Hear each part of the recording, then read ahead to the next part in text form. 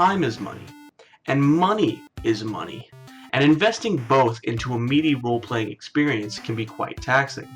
Even some of the best games of all time can't keep up the insane quality when the quantity is so plentiful. Making side quests a chore is the norm, and few games keep giving what players put into them after dozens of hours. This game doesn't make that mistake. This monster of a role-playing game puts so much love and thought into all of its content. There is no waiting for the good part because there is no bad part.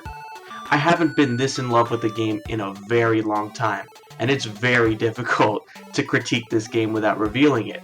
Stop whatever you are doing and go play this game.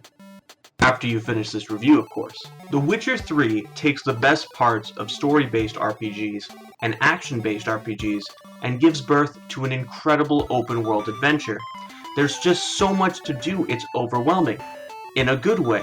You can take on the main quest, go on a side quest, take on a Witcher contract, or just go off script and run into the world, as you'll bump into loads of optional content.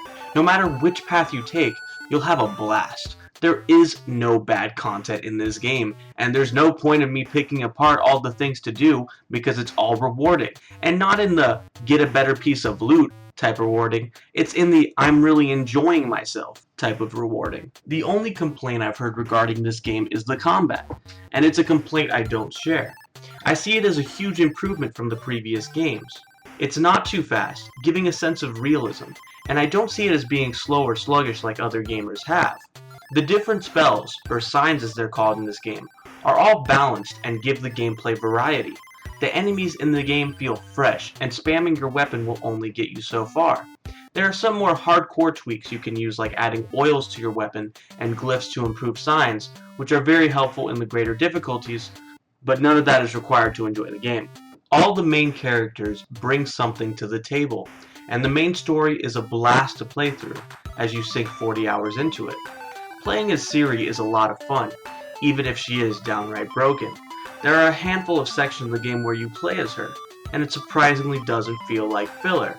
Ciri is just as much a main character in the story as Geralt, and seeing their platonic relationship maintained throughout the chaos is one of the game's most heartwarming aspects.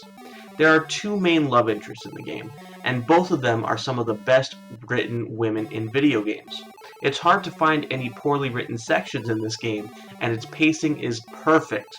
The side quests bring a bunch of value to the experience, and contracts allow you to take on a boss fight. Each quest has its own identity.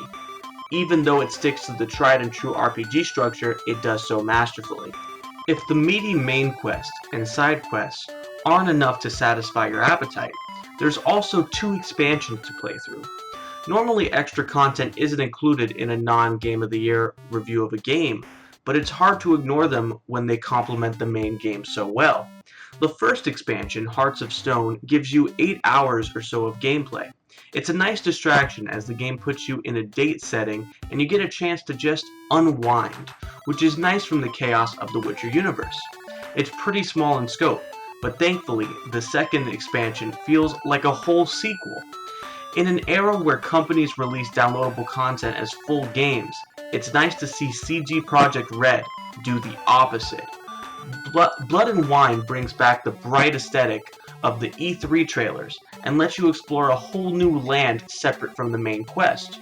While I recommend the first expansion, the second expansion is one of the greatest pieces of downloadable content I have ever played. It's strange for a game with such depth to also be so accessible. Maybe it's not as easy to pick up as Pokemon Go, but there's something for everyone in this game. Whether you're looking for a great story, great combat, great characters, great environments, or whatever, you're going to find it here. To answer the question, yes, this game is a classic, but it's more than that. It's a masterpiece, and it's one of the greatest role-playing games of all time. Hopefully developers can learn from the miracle CD Projekt Red performed here, and use it to better gaming for the future. A part of me didn't want to review this game because so many others have already given it the credit it deserves. I've yet to find anyone bash this game because there's no reasonable way to do so. Video games would have to completely evolve before something outshadows this game and makes it outdated. That's why, despite its recent age, I can declare this title a classic. This game gets an A+. I can't wait to see what CD Projekt Red comes up with next.